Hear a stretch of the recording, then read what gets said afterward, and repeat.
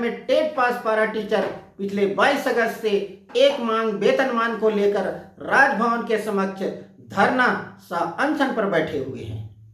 एक मांग, एक मांग। अब तो वे सीधे तौर पर कह रहे हैं यदि हम योग्य हैं तो हमें वेतनमान दिया जाए, समायोजन किया जाए और अयोग्य हैं तो सीधे पद से हटा दिया जाए। इसी मुद्दे पर आइए सुनते हैं झरीलाल महतो जी को, जो टेट पास पारा टीचर कमेटी के अध्यक्ष भी हैं। सरकार की ओर से कोई पहल नहीं हो रही है, ये बहुत खेदजनक है। जिसको हम लोगों ने अपनी माटी की सरकार बना के अपनी सरकार मान करके हम लोग सरकार में सत्ता में लाए और उन्होंने 2019 में प्रत्येक चुनावी सभा में माननीय मुख्यमंत्री जी ने ढिंढोरा पीट के कहा कि मुझे सरकार में लाइए, मैं टेट पास पारा शिक्षकों को 3 महीने के अंदर वेतनमान दूंगा।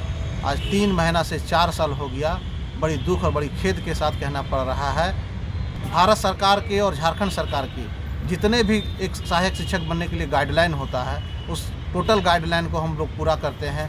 हम ट्रेंड हैं, टेट पास हैं, 13 में पास हैं, 16 में पास हैं, 1 to 5 में पास हैं, 6 to 8 पे पास हैं। और विभाग की ओर से उच्च स्तरीय कमेटी की गठन की गई थी 20 जून 2018 को। उसमें सिफारिश किया गया था कि टेट पास पारा शिक्षकों को वेतनमान दिया जा सकता है।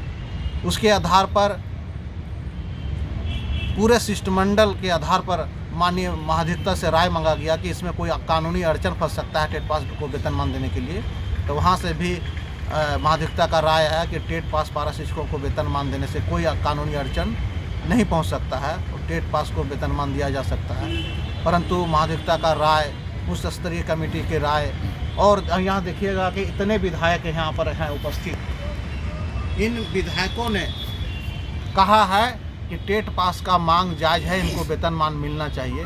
जब सत्ता पक्ष के सारे विधायक और मंत्री जब कहते हैं कि इनको वेतनमान मिलना चाहिए, तो आज हम विद्यालय छोड़ करके रोड में क्यों हैं, राजभवन में क्यों पड़े हैं? हमको शौक़ नहीं है कि अपने विद्यालय के बच्चों से दूर होकर के यहाँ पर हम लोग बैठें। शिक्षा का बाधित करना मेरा मुद्दा नहीं है, परंतु एक शिक्षक का ही पेट ही नहीं भरेगा तो वह बच्चों को पूर्ण रूप से शिक्षा किस प्रकार दे पाएंगे?